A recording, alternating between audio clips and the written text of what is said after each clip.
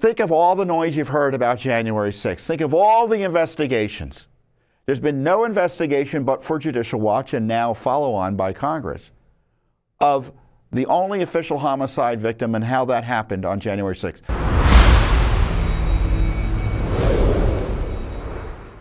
So I've talked about how previously Judicial Watch is the leader, or not previously, is the leader when it comes to disclosing government misconduct. And Congress often follows our lead.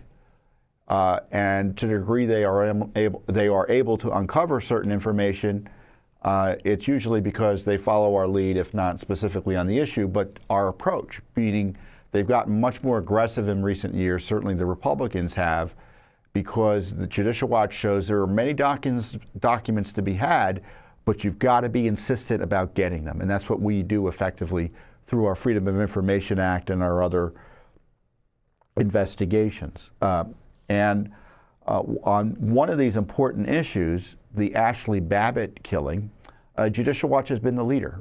There's been no one who's been able to uncover more about the Ashley Babbitt shooting than Judicial Watch. And sure enough, we have a lawsuit we filed at the beginning of this year for Ashley Babbitt's estate, her family, a $30 billion wrongful death action against the federal government.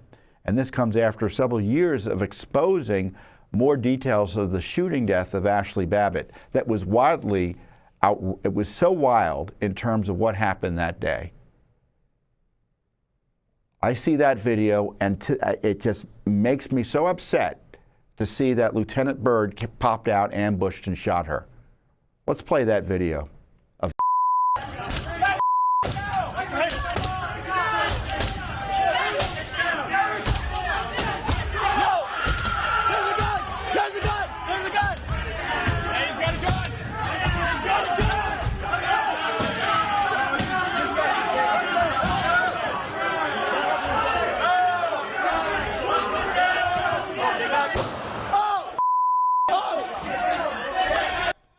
There's not a law enforcement officer who's honest in the land who would look at that shooting and think that was a good shooting. He fired blindly at Ashley into a crowd. Other law enforcement personnel were around her. Civilians were around her. And the idea that a shooting like that would go by without any serious investigation, let alone prosecution, remains one of the outrages of January 6th. That's the key outrage of January 6th, despite what you hear about insurrection and Donald Trump and all the left-wing garbage about it. That's the outrage.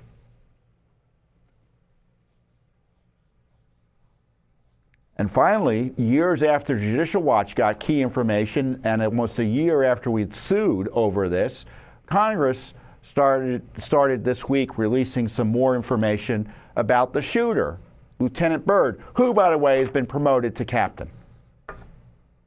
And our friends at Just the News broke the story of a letter by Congressman Loudermilk.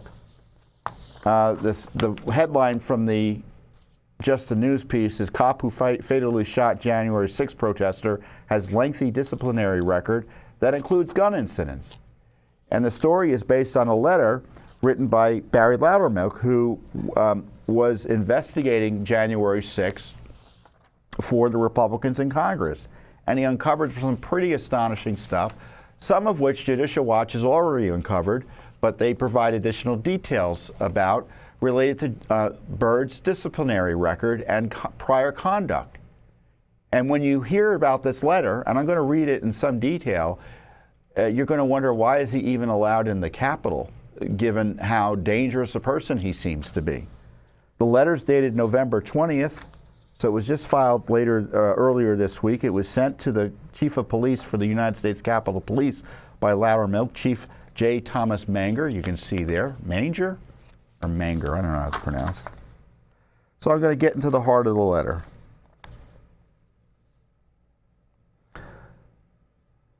So Congressman Loudermilk is the chairman of the Subcommittee on Oversight for the Committee on House Administration. Now that may sound like a boring committee, but the House Administration Committee is kind of like the council, the town council for for Congress. It helps with the operations and managing the operations of the U.S. Capitol and the House. And so they were looking at some of these January 6th issues. And I'm not saying they looked at it enough. I'm not saying they acted quickly enough, but at least they got some additional information. So for that, we're grateful, even if it is just following up on some of the material the Judicial Watch already uncovered. The subcommittee has learned that Captain Byrd was referred to the United States Capitol Police Office of Professional Responsibility in 2004 for Prince George's County, Maryland, for an incident in Prince George's County, Maryland, in which then Sergeant Byrd discharged his service weapon at a fleeing vehicle. Now that was first uncovered and disclosed by Judicial Watch in our lawsuit earlier this year. So 10 months later, Congress is confirming it with some additional details. On April 5th, 2004, this is, I guess, 20 years ago now, right? Byrd and his wife were woken at their home by a loud banging noise coming from outside their residence. According to Byrd, he observed two vans parked outside his neighbor's house. Byrd then retrieved his U.S. Capitol Police credentials and service weapon and went outside to investigate further. So far, sane. According to Byrd, the first van accelerated toward him in an apparent attempt to hit him. Byrd claimed he shouted, "Stop," and fired 2 rounds at the oncoming vehicle, which is important in terms of having a basis to shoot. It's a self-defense move, right? According to the OPR investigation, Byrd's neighbor, who was also present, said he was in the line of fire when Byrd discharged his service weapon. Boy, does that remind you of something he subsequently did on January 6th? All sorts of people being innocent and being in the line of fire, let alone Ashley being innocent and being in the line of fire. Byrd claimed that after firing at the oncoming vehicle, he jumped out of the way, but that the second vehicle then drove toward Byrd in another attempt to hit him. According to Byrd, he then fired a single round into the driver's side windshield and then jumped out of the way. So one witness says it was a negligent discharge. I mean, that's the way I read it. Now, Byrd says he was firing at these cars coming at him in self-defense. But listen to this. After this encounter, Prince George's County Police found both vans and conducted a search of the vehicles. There was no bullet holes in either van's windshield. Police did find, however, a bullet hole near the gas cap of the second van. Police determined the bullet entered the van from a rear angle, indicating the van was shot at from behind. One of the investigating officers observed that, based on where the bullet was found, where's the threat? Because it was in the driver's side rear quarter panel. So according to this police review and the Office of Professional Responsibility review, it looks like, based on the forensic evidence, Byrd was wrong. I mean, maybe he misremembered it. I'm being fair. Maybe I shouldn't be fair. But the evidence doesn't show he shot at the vehicles when they were coming towards him. OPR noted that based on the location of the shell casings and the angle that Sergeant Byrd alleged he discharged a service weapon, Byrd's testimony that he fired at the vans as they attempted to hit him is inaccurate, right? That's the most charitable way to put it. OPR concluded that the evidence suggests Byrd discharged a service weapon at the vans after they passed them by. Despite this, the United States Capitol Police noted that the investigation found insufficient evidence to determine Byrd violated their truthfulness policy. So there's the first possible pass that the Capitol Police gave Byrd. At the conclusion of the investigation, OPR determined that Byrd violated the use of force policy at the Capitol Police and the use of weapon policy by discharging his weapon in a careless and imprudent manner. Specifically, they concluded that Byrd improperly discharged a service weapon while his neighbor was in the line of fire and after both stolen vehicles had passed by him. Well, I'm not a lawyer. I'm not litigating the case, although we're representing Ashley Babbitt, Judicial Watch lawyers. You can imagine how important and interesting this might be in terms of what happened to Ashley Babbitt. I mean, you don't have to be a lawyer to figure that out. I mean, this guy, according to the OPR, their own internal watchdog at the Capitol Police, found that he negligently discharged his weapon in a way that put someone at risk and gave inaccurate testimony about what happened. OPR also noted that the Maryland state prosecutor assigned to the incident determined Byrd used, quote, bad judgment, unquote. Again, important, in his actions responding to the carjacking. Additionally, following the review, Inspector Yancey Garner sent a memo to Chief Terrence Gainier, who was the U.S. Capitol Police Chief at the time, concurring with OPR's findings. Despite both OPR and the Inspector Garner concluding Byrd violated policy, an appeal to the Disciplinary Review Board subsequently overruled the findings and ruled that Byrd did not violate policy. As a result, this incident is reflected as not sustained in Byrd's OPR record.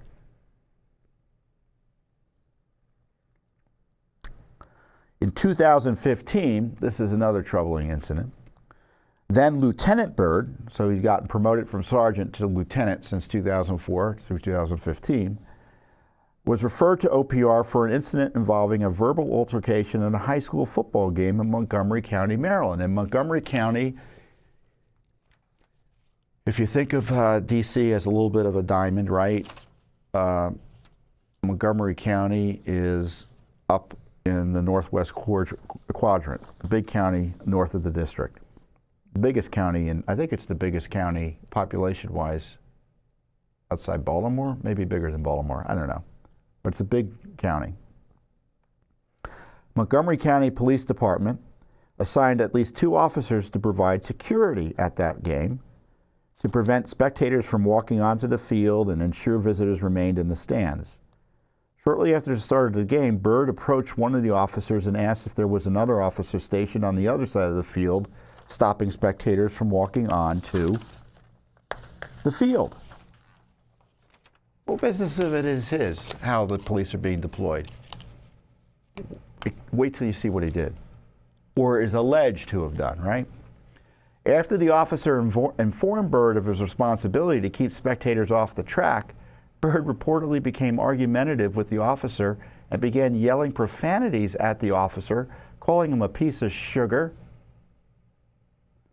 He didn't say sugar, though. A-hole and racist. Byrd then accused the officer of targeting, quote, the black side of the field, unquote, and then jumped the fence, came onto the track, and confronted the officer. I mean, he's lucky that officer kept his head about him. Around this time, another Montgomery County police officer heard Byrd yelling at his partner, approached Byrd, and attempted to de-escalate the situation. Even after separating from the officer, Byrd continued to scream obscenities. After he calmed down, Byrd spoke to the police officer's partner, identified himself as a lieutenant with the Capitol Police, and gave the officer his business card. Based on statements received from Byrd and the 2 MCPD officers, the Montgomery County police officers, OPR determined that Byrd called one of the officers a racist a-hole and repeatedly used vulgar and abusive language. OPR found Byrd's charge of conduct unbecoming to be sustained, and as a result, he was suspended for 7 days without pay. So Byrd acted in a way, to put it charitably, that was, quote, unbecoming, and was basically told to stay home without pay for 7 days. So significant issue. And there are more details about something else that Byrd did that's very concerning, which is him leaving a gun in a bathroom at the Capitol Visitor Center. In 2019, this is just 2 years or less than 2 years before he shot and killed our client, poor Ashley Babbitt, a 14-year veteran of the Air Force. Then Lieutenant Byrd was referred to OPR for leaving his loaded service weapon in a bathroom in the Capitol Visitor Center. So the Capitol Visitor Center was a wasteful monstrosity built by Congress to basically funnel visitors into the Capitol through this big hall and visitor center. It was built under the east face of the Capitol, so the entrance is almost a full block away from the Capitol building itself. So it's a big space, and but everyone's walking around there.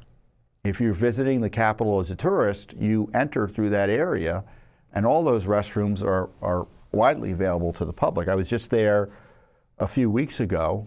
There are thousands of people milling about on busy days there.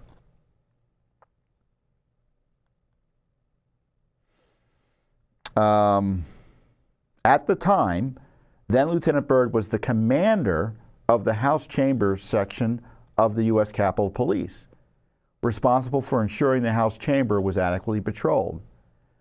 His weapon was left unattended in a public restroom for approximately 55 minutes before it was discovered by another officer. After OPR's finding that sustained the charge for, quote, violating, quote, compliance with directives and issued weapons and ammunition, Byrd was suspended for another 33 days without pay. So Byrd, as of 2019, had been suspended twice from the U.S. Capitol Police Department, once for 7 days without pay, for essentially assaulting a police officer who was doing his duty, verbally assaulting them. Although I would read some of what he did to be potentially physical assault. He probably got a pass because the cops knew he was a cop in the end. If he were a regular parent, I bet you he would have been arrested. And then he was, again, suspended 33 days. So now that's 40 days in total this guy had been kept off the force, suspended without pay.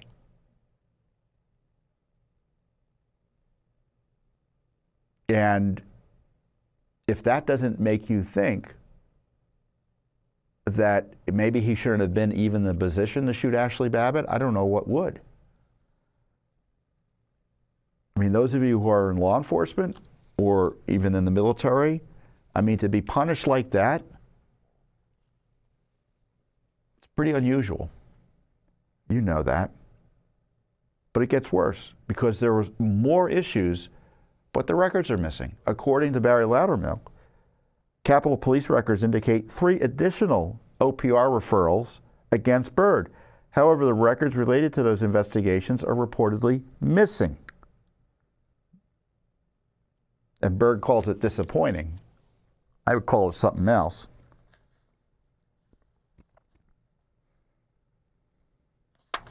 Of course, they've been missing, this is what's frustrating about this. They were told those documents were missing on January 30th, 2024. And we're only finding out about it now. So it's disappointing it took 10 months to get this out. No, it's 11 months. It's November. It's not. I keep on thinking it's October. It's November.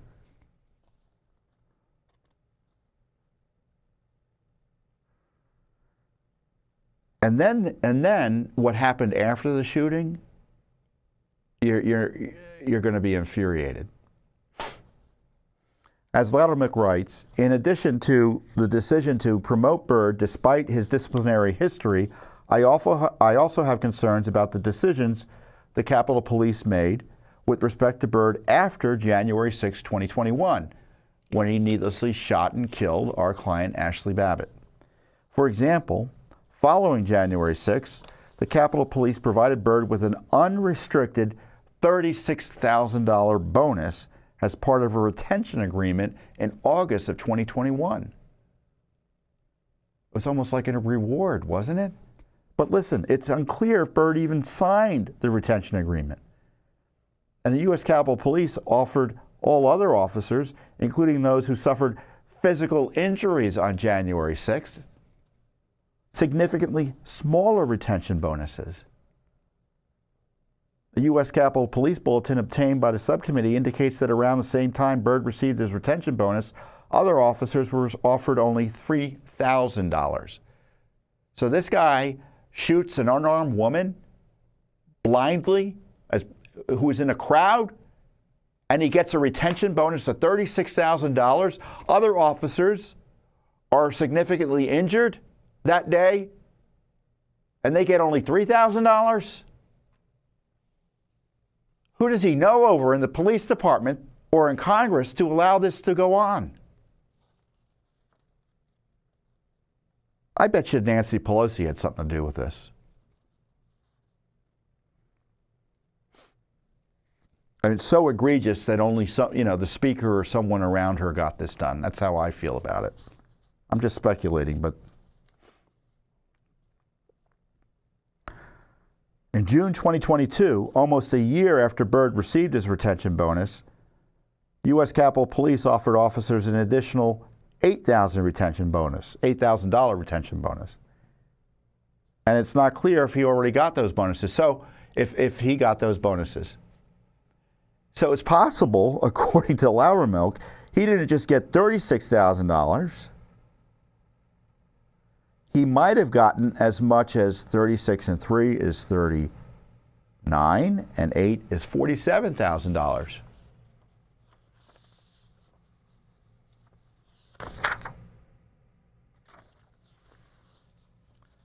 The Capitol Police also plan to use the Memorial Fund to pay for Byrd's expenses, including any lost overtime resulting from his missing work following January 6th. The Memorial Fund is a fund for officers injured or killed in the line of duty. According to internal police documents, the U.S. Capitol Police plan to submit Byrd's Memorial Fund proposal ahead of any other Memorial Fund payment, including ahead of 90 injured officers. Now, did he have PTSD or some type of trauma as a result of killing unlawfully, in my view, Ashley Babbitt? Maybe. So was he technically injured? Maybe. But pretty controversial move by the Capitol Police, showing favoritism, it looks like, at least on the surface, for Lieutenant Byrd. Additionally, the police department helped Byrd set up a GoFundMe in November 2021, which raised over $164,000 for him.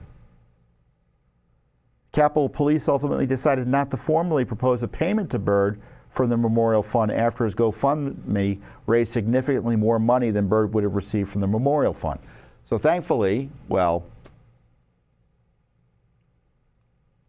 the Memorial Fund didn't give money to Byrd, even though they were going to, because the police department was involved directly in getting the public to give Byrd money, despite his record of misconduct and his involvement in this shooting. Are you aware of any other officer who was involved in a controversial shooting getting help from the police department to raise money through GoFundMe? I'm not.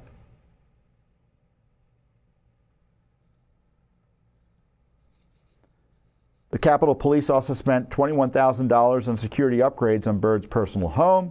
In addition, starting in July 2021, the Capitol Police provided Byrd with a total of 6 months of housing at local hotels and the Distinguished Visitors Quarters at Joint Base Andrews. And of course, that was first uncovered by Judicial Watch, that he basically got housing at the Pentagon's base out in Maryland, Joint Base Andrews. It's a major base here in D.C. area. It's where the president flies in and out of. Other VIPs, it's where the president's and the VIP Air Force wing for other high-level government officials is maintained, so it's well known in the area. And Byrd was set up down there, and we uncovered this. Pull up the press release when we uncovered this. In October, Judicial Watch News uncovered details of Ashley Babbitt shooter special housing at Joint Base Andrews. So we found out about this. Scroll down a little bit to the first paragraph. So we sued in October, and I guess we had received information, as I recall, that Byrd was housed there in the immediate period after he killed Babbitt. And so we subsequently sued and got more details on it. So it's good to see that Congress 2 years later starts releasing details about it. We had uncovered it 2 years ago.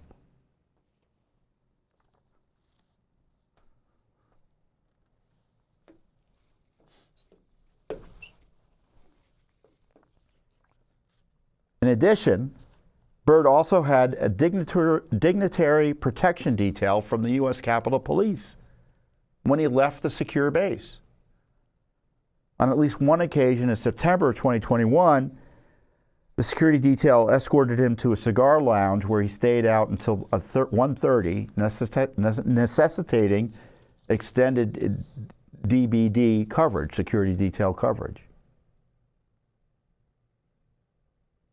Additionally, the Capitol Police instructed Byrd not to sit for a fitness for duty evaluation following January 6, 2021. The police were concerned that Byrd may fail the fitness for duty evaluation and that if Byrd failed, he would not be permitted to carry his service weapon. However, even though the Capitol Police were concerned Byrd may fail his fitness for duty evaluation, they thought it would be more important for Byrd to have his weapon for personal protection. So the public was put at risk by the U.S. Capitol Police doing another favor for Byrd. They thought he was not going to be fit to serve, and they allowed him to keep a government weapon nevertheless, and prevented him from having to go through what it looks like every other police officer in the U.S. Capitol Police has to go through in terms of fitness to serve evaluations. In September 2021, Byrd attempted to personally purchase a shotgun, but failed to pass the background check required by federal law. Byrd subsequently sought the U.S. Capitol Police's help in resolving the issue with his background check. After learning that Byrd failed his background check, the U.S. Capitol Police took steps to provide him with a U.S. Capitol Police-issued shotgun. So much for gun control laws. I mean, the Capitol Police were trying to evade gun control laws. It intended to lend him a shotgun even if his background check did not come through. But ultimately, Byrd failed his shotgun proficiency and was not provided the shotgun. So even they couldn't get around that. I mean, he couldn't handle the weapon properly, so they didn't give it to him, thank God.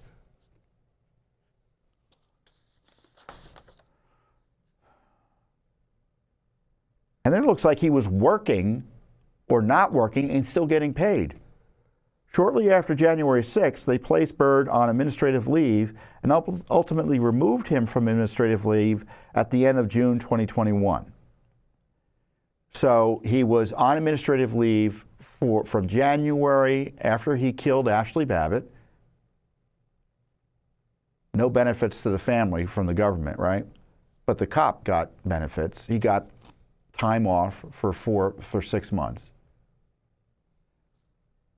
Byrd signed a telework agreement on July 2021, which allowed him to telework 5 days a week, but he did not return to work. Despite this, Byrd was not disciplined. Instead, the Capitol Police retroactively provided Byrd with administrative leave for the days he refused to work in July and August of 2021. Then they encouraged officers to donate their annual leave to Byrd in an internal bulletin. Byrd did not return to work until December 2021, months after he signed the telework agreement and nearly a year after January 6th. Yet he was never referred to OPR discipline for not working. Based on the above information, it appears USCP treated Byrd more favorably than other officers.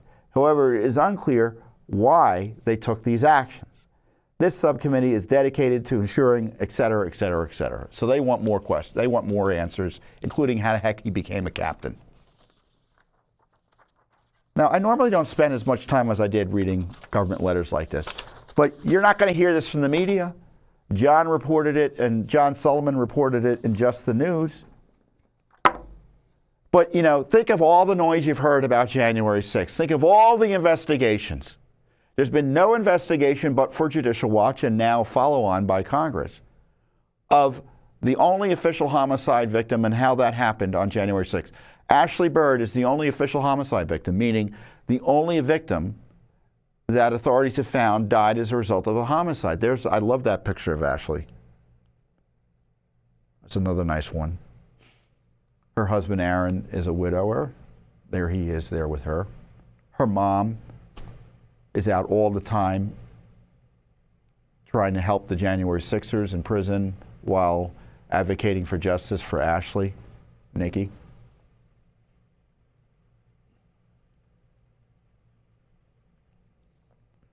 So this is pretty horrible stuff. And it's important you understand what the U.S. Capitol Police have done. And this is not something they've done on their own. I guarantee you there's Democratic Party political machinations that's protected Byrd from the get-go here, even before January 6, 2021, when Ashley was killed. So my guess is there's political corruption and speculation, but I'm allowed to speculate. I'm allowed to guess based on this evidence. And the evidence to me is that he had an angel in the Democratic Party somewhere in the House. And they allowed him to skate repeatedly on these disciplinary issues. And rather than being let go or being put in a less serious position or in a position where he wouldn't be able to harm the public, he continued to get better and better positions till eventually he was in charge of security at the House side on that day. And he killed Ashley. And if he had been handled properly, according to their own disciplinary standards, he probably wouldn't have been there. How did that happen? And this goes to the heart of much of our lawsuit, and we're going to be fighting about this. A trial has been set for 2026, but the issues related to, the negligence here, the government's still fighting us tooth and nail on it. That may not even be part of the trial.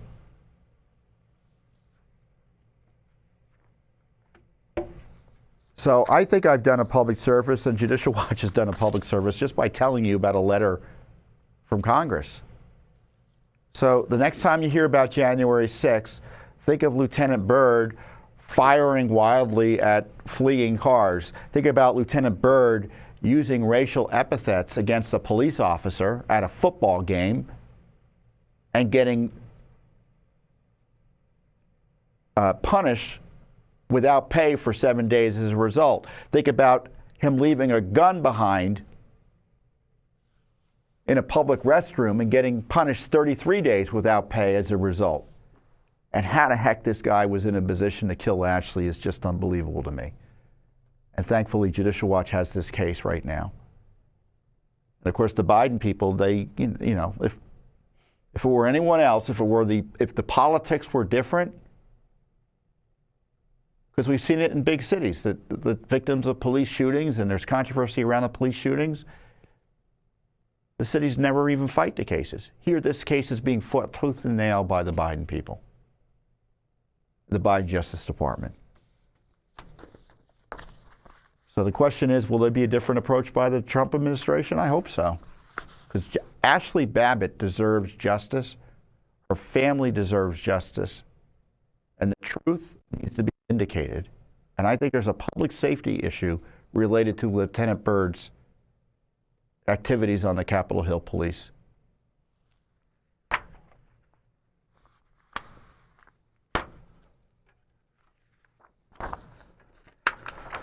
So I'll let you know. The case is proceeding.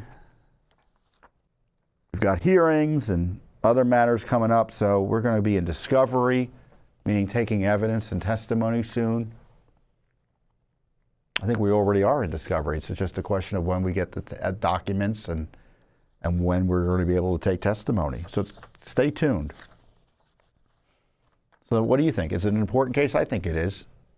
I think this, I was just going to do the general look at the press release here or look at John's story and let's just move it along. Then I read the letter. I'm like, I got to share this with our supporters. They're not going to believe this. They're not going to believe this. And I encourage you specifically to share this video with your friends and your family about what really happened on January 6th and the man behind the shooting of Ashley Babbitt. Thanks for watching. Don't forget to hit that subscribe button and like our video down below.